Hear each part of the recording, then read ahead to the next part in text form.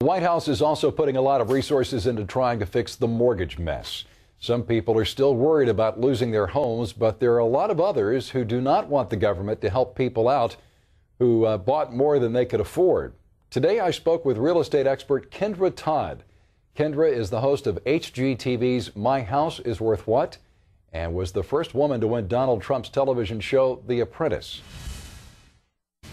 Kendra, what is your reaction to President Obama's plans to fix the mortgage crisis? Will it work in your estimation? My reaction is I hope it works. I think that at this point something needs to be done. I just think that the jury is going to be out until we start to see really what kind of effect his housing recovery program has. You know, they're hoping that it's going to buffer and save approximately 4 million homes from being foreclosed upon.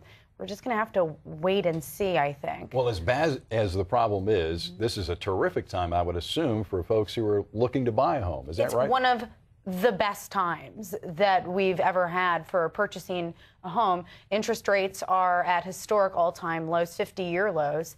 And, I mean, there are a lot of incredible deals out there. I mean, there are properties that you would have paid $180,000 for at the peak of the market that right now, today, in some of the more hard-hit areas, you can pick up for $50,000 at auctions. I mean, you can really get an incredible property if you have good credit.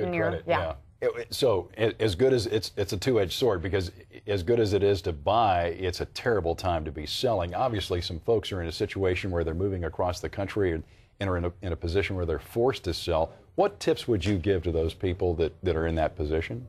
Well, I wish that there was some magic solution, but really it's just going to be patience. It's going to be a waiting game. If you really have to sell and you have no other alternatives, then you're just going to have to come to the conclusion that, well, you might be walking away from the closing owing money. But right. If you don't have to sell, if you can get creative, I really suggest people look at renting out their homes for the short term, possibly doing a lease option, something of that nature, something a little more creative. Now, on your show, it's entitled, How Much Is My Home Really Worth? My house is worth what? My house is. How many times of all the shows that you've done, are most of the homes worth the value that the sellers or the owners are thinking it's worth? You know, quite frankly, I would say about 65% of the homes that we have gone through in the last few months, particularly, people do have equity in their properties.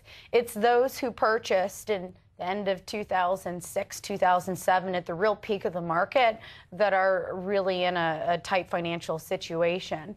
But people who have owned their homes longer than 5 years, they still have equity. What's the one fix-up item that you would advise sellers to do before they try to sell it? Replace the windows, the roof? What's the curb appeal? You only have one chance to make a first impression, and that's one of the things that really gets buyers in the door. And you typically get 100% return on your money that you put into curb appeal.